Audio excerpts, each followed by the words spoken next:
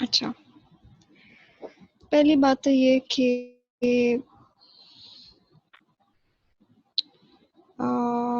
इस पे सवाल बहुत ज़्यादा नहीं आए हुए इन द पास्ट अगर हम देखें, बट स्टिल आ सकता है, तो लेट्स फोकस ऑन दैट। अच्छा, फोरेंसिक साइकोलॉजी होती क्या है, पहले तो हम ये बात करते हैं। बेसिकली हम साइकोलॉजिकल थेरीज, साइकोलॉजिकल टेक्निक्स या साइकोलॉजिकल प्रिंसिपल्स को एक लीगल सेटिंग में अप्लाई करते हैं, ठीक है। जो एक फोरेंसिक साइकोलॉजिस्ट है वो क्या करेगा, वो अपनी लर्निंग, अपने नॉलेज, अपने स्किल्स को इस्तेमाल करते हुए एक लीगल सेटिंग में यूज़ करेगा, ठीक है। It integrates law and psychology and it helps to create policies जो कि mental health से related होंगी या फिर जो law enforcement agencies हैं उनको help करेगी criminal investigations में, ठीक है। अच्छा, अब इसकी 3 different dimensions हैं। One is psychology and the law, यानी कि हम psychology को इस्तेमाल करें along with the legal system. In the law का मतलब है कि उन principles को हम उसके अंदर अप्लाई करें, ठीक है। एंड द लॉ में वो दोनों अपनी अपनी डोमेन्स में एग्जिस्ट करें, they are overlapping at some places. In the law का मतलब है कि साइकोलॉजी का क्या रोल है लॉ के अंदर।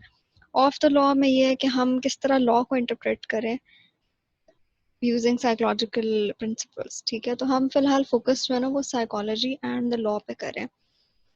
अच्छा, अब वो क्या क्वेश्चंस, किस किस्म के सवाल हैं जो एक फोरेंसिक साइकोलॉजिस्ट आंसर करता है, या क्या उसका रोल है। हम अगर कहें कि जी लॉ में साइकोलॉजी का क्या अमल दखल है, बिकॉज जब ये फील्ड डेवलप हो रहा था तो बहुत ज़्यादा रेजिस्टेंस आई जो हमारा लीगल सिस्टम है कि जी ज़रूरत नहीं है, हमारे पास पुलिस का एक सेटअप है, हमारे पास कोर्ट्स हैं, we don't need psychologist in this, ठीक है। उसका क्या काम। लेकिन there are certain questions which they answer. For example कि जो हमारे पास आई विटनेस आती है, यानी कि जो एनी शाहिद जिसको हम कहते हैं, ठीक है। कोई भी क्राइम सीन हुआ, उसका जो आई विटनेस था, जिस बंदे ने उसका फर्स्ट हैंड किया, विटनेस किया, क्या वो एक्यूरेट है नहीं है।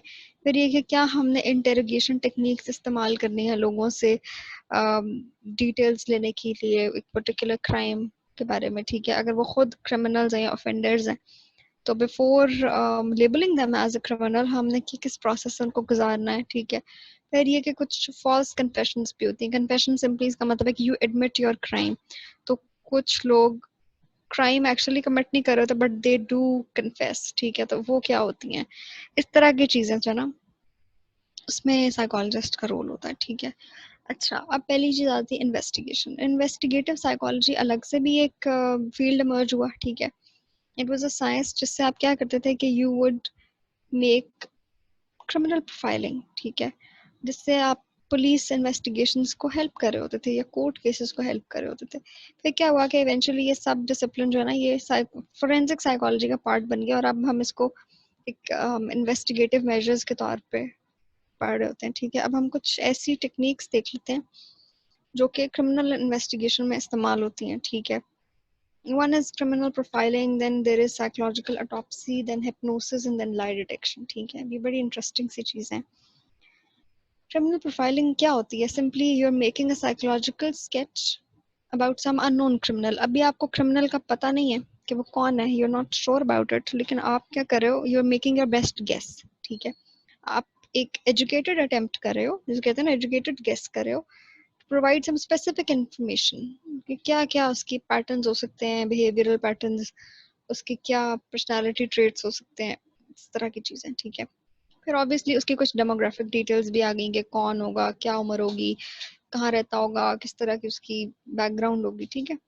लेकिन इसका बेसिक प्रेमिस ये होता है कि you are only making assumptions। आप उसकी आइडेंटिटी को नहीं इस वक्त आइडेंटिफाई करें, ठीक है। You are not able to recognise who that person is. Criminal profiling हमारा वो वाला स्टेज है, ठीक है।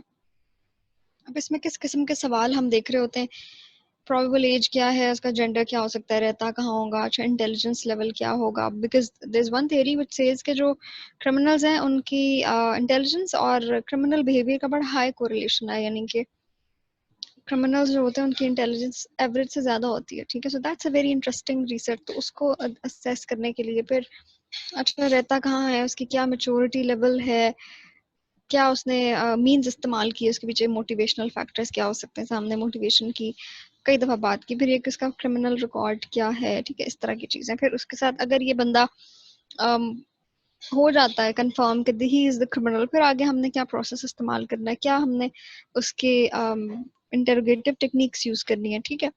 तो इस तरह के कुछ सवाल आप देखो कि हर एक में प्रोबेबल लिखा हुआ है, again you are just making a guess over here, ठीक है। फिर आती है साइकोलॉजिकल ऑटोप्सी। ऑटोप्सी से आप सब लोग फेमिलियर हैं कि it's to determine the cause of a person's death, लेकिन एक तो होगी ना मेडिकल ऑटोप्सी। अब साइकोलॉजिकल ऑटोप्सी कैसे डिफरेंट है।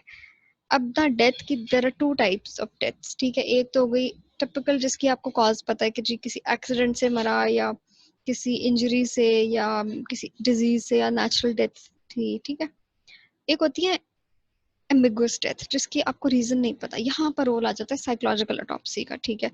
तो ये कहता है कि the cause of a person's death is a matter of forensic concern, ठीक है। फोरेंसिक साइकोलॉजिस्ट जो है उनके लिए बहुत एक इम्पॉर्टेंट इवेंट है कि अच्छा अब हमने इस चीज़ को इन्वेस्टिगेट करना है, ठीक है। इवन इफ अगर कोई इसके साथ क्रिमिनल हमें नहीं भी है सस्पेक्ट कोई, ठीक है, अगर कॉज ऑफ डेथ सर्टेन भी होगी फिर भी हमें ये नहीं पता कि उसका मेंटल स्टेट क्या था। बिल फर्ज we are sure of it कि ये सुसाइड अटेम्प्ट थी, ठीक है, but we are not sure कि उसका मेंटल स्टेट क्या था, क्या उसने किसी के कहने पे की, क्या वो उस वक्त अकेला था, उसके साइको सोशल फैक्टर्स कैसे थे, उसकी सोशो इकोनॉमिक कंडीशंस कैसी थी।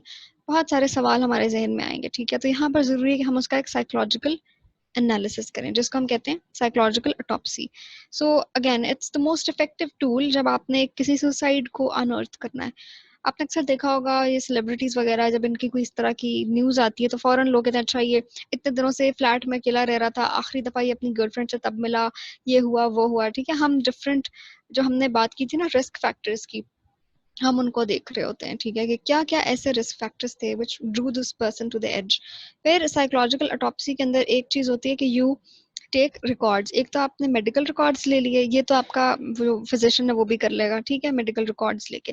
साइकोलॉजिस्ट ने क्या करना है, उसने इंटरव्यू करना है फ्रेंड्स का, फैमिली का, उसके नेबर्स का, कौन उसके घर में आया गया, आखिरी दफा किसने उसको देखा, क्या उसकी सारी कम्युनिकेशंस हुई, ठीक है।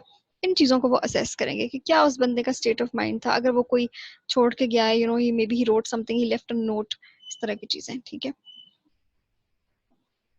अच्छा, तीसरी चीज़ आ जाती है हिप्नोसिस। हिप्नोसिस सिंपली क्या होता है कि एक ऐसी स्टेट, एक सजेस्टेबल स्टेट जिसमें एक ट्रेंड साइकोथेरेपिस्ट या साइकोलॉजिस्ट आपको उसमें ले जाएगा, ठीक है, which is between your sleep and your conscious state. उसके बीच का एक स्टेट है, मतलब you not asleep but you not fully awake either, ठीक है। आपको किसी हद तक अपने एनवायरनमेंट की नो हाउ होगी, लेकिन आप एक बिल्कुल जो कहते हैं ना कि रिलैक्स्ड से स्टेट में होगी। उस वक्त आपको कोई बात कहेगा तो आप उसका बड़ी आसानी से रिस्पॉन्स दे दोगे, ठीक है। अब हिप्नोसिस और हमने एक टेक्निक पढ़ी थी फ्री एसोसिएशन, ठीक है, जो कि था साइको एनालिसिस का पार्ट। उसमें क्या होता है कि आप सब्जेक्ट को कहते हो कि तुमने फ्रीली एसोसिएट करना है, कोई तुम्हारे पर रिस्ट्रिक्शन नहीं है, तुम बस बोलो जो तुम्हारे दिल में आ रहा है। ये दोनों टेक्निक्स हैंड इन हैंड चलती हैं, ठीक है, क्योंकि हिप्नोसिस बहुत ज्यादा फ्रॉइड की भी काम में आपको नजर आता है, या फ्रॉइड ने भी उसको बहुत उस पे काम किया, या he used that as a technique, ठीक है। अच्छा, अब इसका बेसिक प्रेमिस ये है कि जो है ना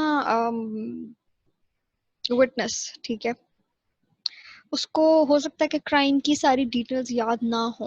अब इसके हम आगे रीजंस पढ़ेंगे क्या इश्यूज हो सकते हैं उसके साथ, क्यों उसको याद नहीं है चीजें, या उसको चीजें बहुत हॉच पॉच वे में याद है। अब आपको एक पर्टिकुलर इन्फॉर्मेशन चाहिए क्राइम के बारे में, ठीक है, और आपने उसको एड कैसे करना है। तो व्हाट हैपेंस इसके हिप्नोटिक स्टेट में जाके यू कैन इंस्ट्रक्ट हिम कि अच्छा ये वाली डिटेल्स, आप उसे ऐसे प्रोबिंग क्वेश्चंस करोगे कि उसको वो असिस्ट आप उसको कर रहे हो in order to remember those tiny little details जो आपको अपनी फोरेंसिक असेसमेंट में चाहिए, ठीक है। अब जो विटनेस है ना उसको हो सकता है कि वो करेक्ट इनकरेक्ट इन्फॉर्मेशन को ना असेस कर पा रहा हो, लेकिन एक साइकोलॉजिस्ट बैठ के उसको ऑब्जेक्टिवली देखेगा कि अच्छा पहले तो तुमने ये कहा था कि वो जो था ऑफेंडर उसकी रेड रंग की शर्ट थी, अब तुम कह रहे हो कि उसने कुछ और पहना हुआ था, इस तरह, ठीक है। तो वो उसको क्वेश्चनिंग के थ्रू, और उसकी क्योंकि इतनी लोअर्ड स्टेट ऑफ कॉन्शियसनेस होगी कि वो बड़ी आसानी से जो उसके जहन में चीज़ें हैं या बैक ऑफ द माइंड या सब कॉन्शियस में जो चीज़ें हैं वो आसानी से सरफेस पे आ जाएंगी, ठीक है, वो मैनिफेस्ट हो सकेंगी। सो दिस इज हाउ जो साइकोलॉजिस्ट है वो एक कोहेरेंट नैरेटिव बनाएगा ताकि उस फिटनेस की मेमोरी रिफ्रेश हो जाए और वो आसानी से चीज़ों को इंटीग्रेट कर सके कि अच्छा क्या चीज़ें तुमने जो पहले बातें कही थी वो इससे मैच हो रही हैं। जिस तरह कहते हैं ना कि जब आप इफ यू आर ड्रंक तो आप बड़े आपके मुंह से जो सच्चाई निकल रही होती है, तो इट्स सिमिलर कॉन्सेप्ट है ये, ठीक है। अच्छा, the use of hypnosis again is to enhance the memory of a witness to a crime, often results not only in some additional accurate recall of information, but also the incorporation of additional misinformation. इसके बाद वो इसको assess करके बताते हैं कि नहीं नहीं ये वाली बात नहीं सही थी, ये सही था, ऐसे हुआ था, ठीक है। और उसको अपनी बात बताई हुई बात पे कॉन्फिडेंस पे आना शुरू हो जाता है, वो ज्यादा बेटर तरीके से जाके जो है ना वो आई विटनेस पेश कर सकता है, ठीक है। अच्छा, फिर आ जाती है लाई डिटेक्शन।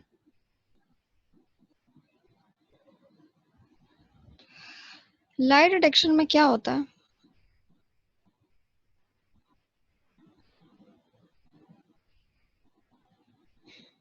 एक सेकेंड।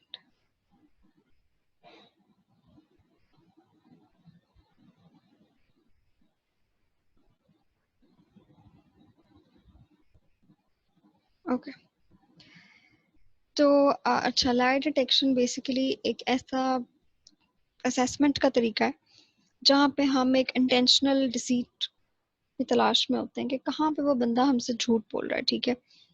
टेस्टिफाई तो वो कर रहा है, but we are not certain कि वो सही बात बता रहा है कि नहीं, ठीक है। तो हम क्या करें, we are trying to reveal a possible intentional deceit. अब ये कॉग्निटिव प्रोसेस है, ठीक है, जहाँ से हम उसकी कंटेंट को एवेलुएट करें अगेंस्ट उसका नॉन वर्बल बिहेवियर क्या है। अब इसमें थोड़ी सी फिजियोलॉजिकल एलिमेंट्स भी आ जाते हैं। अब आपको पता है हमारी बॉडी के कुछ ऑटोनॉमिक रिएक्शंस होते हैं, ठीक है, जो खुद ब खुद एक्टिवेट हो जाते हैं जब हमारे पास क्या होती है, कोई थ्रेटनिंग सिचुएशन आती है या कोई थ्रेटनिंग स्टिमुलस आ जाता है, ठीक है। अब इसमें एक पॉलीग्राफ इस्तेमाल होता है। Polygraph is a device which is strap to your body, ठीक है। आपके डिफरेंट बॉडी पार्ट्स पे, आपके फिंगर टिप्स पे, हार्ट पे, आपकी ये सब चीज़ों पे ना दे attach those what you call them, sensors, ठीक है। अब जब आपसे वो क्वेश्चनिंग कर रहा है, तो अगर कहीं पे आपने इधर उधर बात की है, तो वहां पर एक आपका जो फिजियोलॉजिकल रिस्पॉन्स है बॉडी का, वो नोट हो जाएगा, ठीक है। साथ में आपके कुछ माइक्रो एक्सप्रेशंस होते हैं। माइक्रो एक्सप्रेशंस क्या होते हैं कि बहुत ही ब्रीफ, बहुत ही ट्रांजिएंट नॉन वर्बल चेंजेस होते हैं आपके एक्सप्रेशन के अंदर, ठीक है।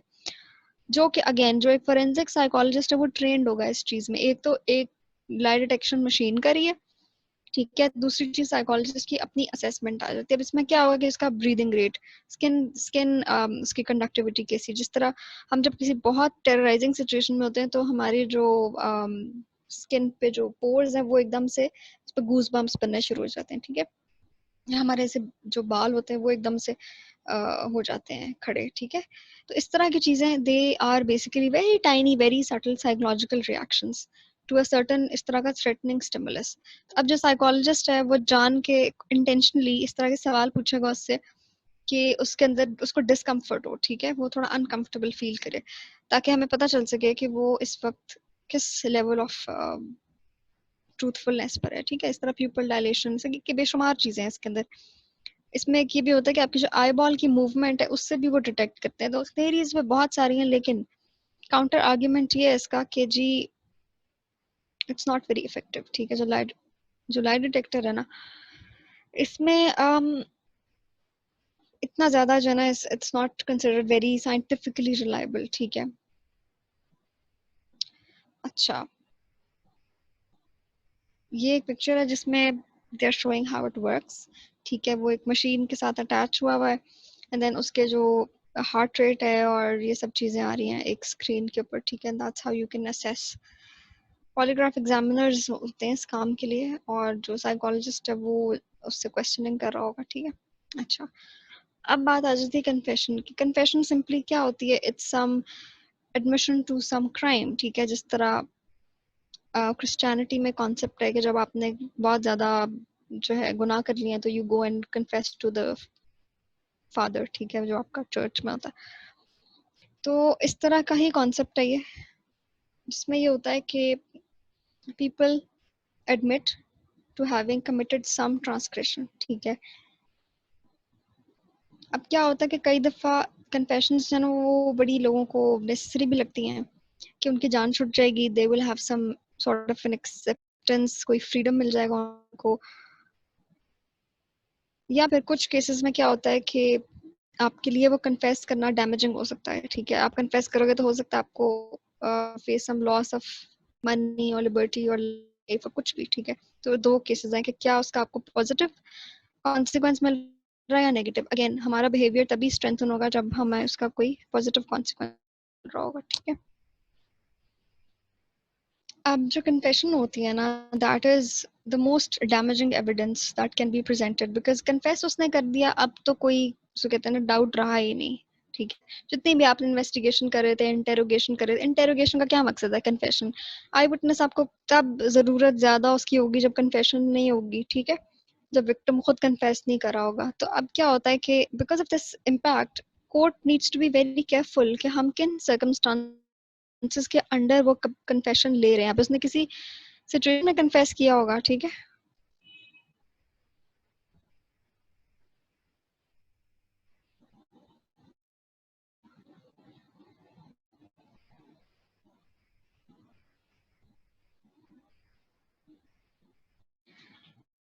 तो अब क्या होता है कि हम देखते हैं कि किन सर्कमस्टांसेस में हमने कन्फेशन लेनी है। अब क्या होता है, कई दफा बहुत ही कोई इनोसेंट बंदा होगा, उसने शायद कोई कन्फेशन दे दी क्योंकि पुलिस का बिहेवियर रफ था उसके साथ, या वो स्ट्रेस में था, ट्रॉमा में था, कुछ भी था। तो यहाँ पर आ जाता है फोरेंसिक साइकोलॉजिस्ट का रोल, जहाँ पर he has to help the court decide कि वो कन्फेशन सही थी या नहीं सही थी, ठीक है। अच्छा,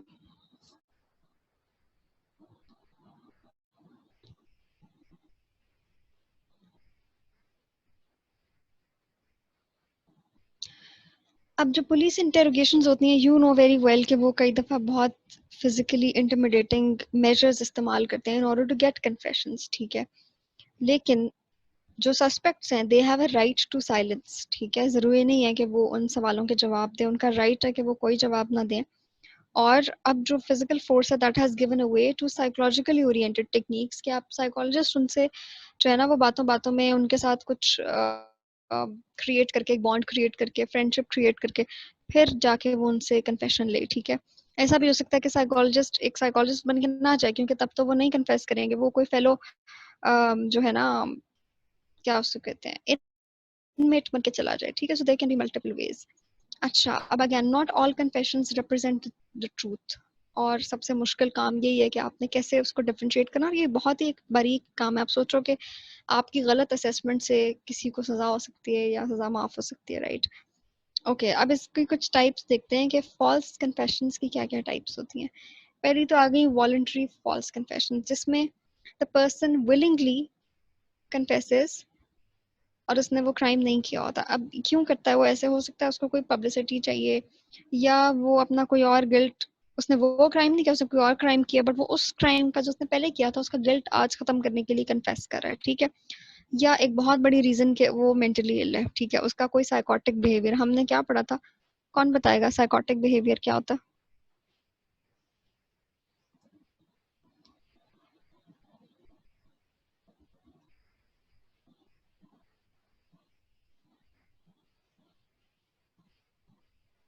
लारा, अब आप बताएं क्या होता है psychotic behaviour?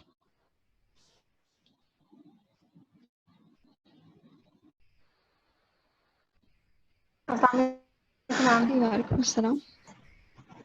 Ma'am psychotic behaviour ये होता है कि आपका रियलिटी से आप डिटैच हो जाते हो, और आप डिसऑर्डर्स जो होते हैं वो आप मतलब आप में वो जो सिम्टम्स होती हैं वो शो होने लग जाती हैं, और आप काफ़ी हद तक रियलिटी से भी दूर हो जाते हैं। ठीक है, तो इसमें डिल्यूजन्स भी आ जाती हैं। तो हो सकता है कि वो बंदा जो फॉल्स कन्फेस कर रहा है, फॉल्सली कन्फेस कर रहा है, किसी डिल्यूजनल स्टेट में था, ठीक है। वो अपने आप को कोई और समझ रहा था जो नहीं था। अगेन वो रियलिटी से बहुत दूर जा चुका है, ठीक है। या हो सकता है he was overpowered by some voices that he was hearing, उनकी वजह से उसने किया, ठीक है। वो उसको गिल्टी मैम फील करा रही थी। साइकोटिक बिहेवियर हमारा ये भी होता है ना कि मेंटली जो है वो मेंटल इलनेस इसमें आ जाती है, और लोग जो कन्फेस करते हैं या पहले कोई बयान दे देते हैं, बाद में फिर वो उससे हट जाते हैं क्योंकि समटाइम्स उनको पता ही नहीं चल रहा होता वो। और अच्छा मैम, इसमें ये भी तो हो सकता है कि जो फॉल्स कन्फेशन देते हैं कई दफ़ा, हालांकि उस बंदे ने कुछ भी नहीं किया होता, बट पुलिस के डर और खौफ से गलत बयान दे देते हाँ हैं और बिल्कुल, आगे हम पढ़ेंगे अदा कि वो बाकी टाइप्स भी हैं इसमें ना। हाँ, अच्छा, इसमें अब याद रखने वाली बात यह है कि मेंटल इलनेस तो आ गई, साइकोटिक बिहेवियर पर्टिकुलरली ऐसा बिहेवियर है जिसमें आपका रियलिटी कांटेक्ट खत्म हो गया, ठीक है। कैसे होता है रियलिटी कांटेक्ट खत्म? दो चीजों से, या आप डिलूजनल, यानी कि आप बिल्कुल ही आपके ज़हन में कोई फॉल्स किस्म के बिलीफ्स बन जाए, हमने पढ़ा था स्किज़ोफ्रेनिया में, या यू स्टार्ट हेलुसिनेशंस, ऐसी चीजें जो वहां नहीं है, ऐसी आवाज जो एक्चुअली में नहीं है, ठीक है। अब एक बंदा जिसको कोई ऐसी आवाजें आ रही हैं और उसको वो वॉइसेस कह रही हैं कि तुम ही हो क्रिमिनल, तो वो तो कर देगा false confession. Why? Because he is some साइकोसिस, ठीक। मेंटल इलनेस अलग चीज है। मेंटल इलनेस कोई पर्सनालिटी डिसऑर्डर भी हो सकता है। पर्सनालिटी जरूरी नहीं है कि हो, बल्कि आमतौर पर नहीं होता, ठीक है। जिस तरह जो लोग एंटी सोशल होते हैं या जिनका इस तरह का बिहेवियर होता है। अच्छा, ये बात हो गई एक। अब जिस तरह एग्जांपल दी हुई कि जी एक बच्चा किडनैप हो गया था तो 200 लोगों ने फॉल्सली कन्फेस कर लिया कि जी हमने किया है just to gain some popularity. किसी बहुत मशहूर उसका हुआ होगा, ठीक है। I don't know about this case, इसको पढ़ लीजिएगा। अच्छा, कोर्स्ड कंप्लायंट कन्फेशंस, अब ये वो आ गई जिसमें हम बात करते, बल्कि थर्ड टाइप वो आएगी जो आप कह रहे थे। This one is a bit in the middle, ठीक है। इसमें क्या होता है कि सस्पेक्ट जो है वो कन्फेस तो कर लेता है, लेकिन उसको अंदर से पता है कि वो इनोसेंट है। वो क्यों कन्फेस करता है? कि उसको मजीद जो है ना वो इंटेरोगेशन नहीं फेस करनी, या he wants to avoid some punishment, या कोई ना कोई उसका और रीजन है, वो जान छुड़ाना चाहता है अपनी, ठीक है। या उसको लग रहा है कि उसको शायद इससे कोई बेनिफिट मिल जाएगा, तो he tries to evade from the confessions, और वो कहता है हाँ हाँ मैं नहीं किया, ठीक है। लेकिन यहाँ पर वर्ड इंपॉर्टेंट है, कंप्लायंट। अब कंप्लायंस हमने पढ़ी थी, क्या होती है कि भाई यू कंप्लाई टू अथॉरिटी। अब आप इसमें देखो कि यहाँ पर एक पावर डायनामिक है, जो जिससे आप कन्फेस करवा रहे हो, जो आपका सस्पेक्ट है, ठीक है, और जो इंटेरोगेटर है, there is a power distance between the two, ठीक है। एक अथॉरिटी फिगर की डर और वो सब चीजें, यहाँ पे थ्रेट, फियर, ये सारे अपने एलिमेंट्स ध्यान में रखने। तो वो क्या करेगा? वो कंप्लाई तो कर लेगा एक फियर ऑफ अथॉरिटी की वजह से, बट अंदर से उसको पता है कि मैं सही हूँ या मैं गलत हूँ, या जो भी है अंदर से उसको रियलिटी पता है। He knows he is innocent. तो हमने कंप्लायंस का कॉन्सेप्ट पढ़ा था, सेम वही चीज यहाँ पर अप्लाई हो रही है। Privately he does not believe कि उसने वो किया, लेकिन वो कन्फेस कर लेगा ताकि उस मजीद उससे इंटेरोगेशन ना हो, या जो भी। ऑब्वियसली हमने बात की कि इंटेरोगेटिव मेजर्स कई दफा बहुत फिजिकली इंटिमिडेटिंग भी होते हैं। तीसरी चीज आती है कोअर्स्ड इंटरनलाइज्ड कन्फेशंस। इसमें कोअर्जन भी आ गई, यानी यूज ऑफ फोर्स भी आ गया कि आप पर किसी ने जबरदस्ती की, तभी आपने फॉल्स कन्फेशन दी, ठीक है। इसमें क्या होता है कि innocent suspect comes to believe that he और शी इज गिल्टी। वो उस गिल्ट को इंटरनलाइज कर लेता है, मानने लग जाता है, सचमुच समझने लग जाता है कि मैंने किया था। अब इसकी क्या रीजन हो सकती है? जो आपने बात की कि पुलिस इंटेरोगेशन कई दफा इतनी स्ट्रेसफुल होती है कि आपके अंदर एक हाइटेंड सजेस्टेबिलिटी बन जाती है। अब अगर एक बंदा आपको कॉन्टिन्यूसली यही बात किए जा रहा है कि भाई तुमने ही किया, और ये आगे लिखा हुआ है कि जो इंटेरोगेटर है ना उसका इतना कॉन्फिडेंस है आपके अंदर कि you are the one who has committed this crime, कि वो बंदा भी मानने लग जाता है कि हाँ मैं ही हूँ शायद। क्योंकि आप देखो कि माहौल भी तो किस तरह का है ना, you are away from your life. आप एक आइसोलेटेड यूनिट में हो जहाँ पर आप इंटेरोगेशन हो रही है, कोई आपसे से कांटेक्ट नहीं है, और आपके साथ मजीद ऊपर से ब्रूट फोर्स का इस्तेमाल हो रहा है, तो शायद आपको लगेगा कि यार शायद मैंने ही किया हो, ठीक है। तो यहाँ पर आपका इतना, जिस तरह हमने वो पढ़ा था ना जिम्बार्डो का एक्सपेरिमेंट, जिसके अंदर वो उन्होंने एक सेमी जेल की एक सिमुलेशन की थी जेल की, और उसमें जो लोग थे उनको वाकई लगने लग गया था कि शायद हमने ही कुछ गलत किया है, उसने हालत ऐसी बना दी थी उनकी, ठीक है। तो इस तरह की चीजें हैं, अगेन कॉन्सेप्ट्स को रिलेट करना है। तो क्या होता है कि इतनी क्वेश्चनिंग होती है कि जो एक्यूज्ड है ना वो, उसको समझ ही नहीं आती, वो पजल हो जाता है कि शायद मैं ही हूँ जिसने ये किया, ठीक है। अच्छा, अब बात आती है आई विटनेस टेस्टिमनी की। हमने पहले बात की कि क्या रोल होता है आई विटनेस का, अगर उसको याद ना रहे तो हम कैसे उसको हिप्नोसिस के थ्रू उसकी मेमोरी रिकॉल कर सकते हैं, ठीक है। Again it's very simple. I witness testimony वो विटनेस है जिसने इन जो क्राइम सीन है वो फर्स्ट हैंड देखा है, ठीक है। और वो हमारे लिए बड़ा ही एक जो कहते हैं प्राइमरी सोर्स ऑफ इंफॉर्मेशन हो गया, उससे हमें बड़ी रिच डिटेल मिल सकती है। और उसको जो है ना क्रिमिनल जो जस्टिस सिस्टम है वो he is highly sought after, ठीक है। अक्सर लोगों को ये भी हो रहा होता है कि शायद they are even paid for that. अच्छा, अब जरूरी ये होता है कि जो आई विटनेस टेस्टिमनी है that is a reliable source of information. वो बंदा इस काबिल हो कि आप उसकी बात पर ट्रस्ट कर सको, ठीक है। बट द प्रॉब्लम इज कि आई विटनेस टेस्टिमनी जरूरी नहीं है कि हर वक्त ही 100% एक्यूरेट हो। इसकी क्या रीजंस हो सकती हैं, या क्या ऐसे फैक्टर्स हैं जो इसमें हिंड्रेंस क्रिएट कर सकते हैं? कुछ साइकोलॉजिकल फैक्टर्स। पहली चीज तो आ गई एंजाइटी एंड स्ट्रेस। अब हो सकता है कि वो इतने ट्रॉमेटिक इवेंट से गुजरा हो, उसके साथ कुछ हुआ हो या उसने कुछ होते हुए देखा हो, जिस तरह अगर आप कभी जिंदगी में आपने ऐसा कुछ एक्सपीरियंस किया हो कि सामने जो है ना वो कहीं पे शूटिंग हुई हो या कोई ऐसी हॉलनाक किस्म का इवेंट हुआ हो, ठीक है, somebody was killed in front of you, आपने कोई एक्सीडेंट देखा हो, तो आप उसका बहुत असर पड़ता है, ठीक है, you get into a trauma, आपके अंदर जो पोस्ट ट्रॉमेटिक स्ट्रेस है वो इमर्ज होना शुरू हो जाता है, ठीक है। तो हो सकता है कि वो बंदा इतने मेंटल स्टेट उसका इतना डिटेरियोरेटेड हो कि वो आपको सही से इंफॉर्मेशन ना दे पा रहा हो, ठीक है। दूसरी चीज आ गई कि अगेन हमने बात की कि मेमोरी जो है ना वो जरूरी नहीं है कि उसको एक एक चीज याद हो, खास तौर पर जो इन्फॉर्मेशन आपको चाहिए वो उसको याद हो, और अगर उसको याद होगा भी ना तो वो बिट्स एंड पीसेस में, इस तरह नहीं वो रिकॉल करेगा जैसे हम कोई वीडियो टेप रिकॉर्डर ऑन करते हैं फिर रिकॉर्डिंग प्ले करते हैं तो वो एग्जैक्ट हमें उसी तरह मिल जाती है इन्फॉर्मेशन जो असल में हुई थी। जो क्रोनोलॉजिकल सीक्वेंस ऑफ इवेंट्स है जो कि बड़ी इंपॉर्टेंट है, हो सकता है उसको वैसे याद ना हो, ठीक है। एक बात ये हो गई। तीसरी चीज ये है कि वेपन फोकस। अगर जो ऑफेंडर था या परपेट्रेटर था उसके पास कोई वेपन था ना, तो हो सकता है ये एक मतलब थ्योरी है कि उसको उस वेपन की डिटेल्स तो याद हो कि हाँ उसने इस तरह ये गन पकड़ी हुई थी या ये उसके पास हाथ में छुरी थी, चाकू था, जो भी था, लेकिन उसको शायद परपेट्रेटर की डिटेल्स ना याद हो कि उसकी शक्ल कैसी थी, उसका हुलिया कैसा था। कि देखो हमें तो प्रोफाइलिंग में ये चीजें जरूरी है ना वेपन से ज्यादा, ठीक है, कि अच्छा उस बंदे की क्या प्रोफाइल है, but may be the focus was more on the weapon because वो उसके लिए ज्यादा उस वक्त एक थ्रेटनिंग चीज थी। तो ये भी एक थ्योरी हो सकती है। तीसरी चीज ये कि जो इंटेरोगेटर है या जो उससे क्वेश्चन कर रहा है, साइकोलॉजिस्ट है, अगर तो वो लीडिंग क्वेश्चंस कर रहा है तो ये भी एक बैरियर आ सकता है। अब लीडिंग क्वेश्चंस कैसे होते हैं? ऐसा क्वेश्चन जो ऑलरेडी एक आंसर सटल वे में आपसे आपको हिंट कर रहा है किस तरह आंसर देना है, ठीक है।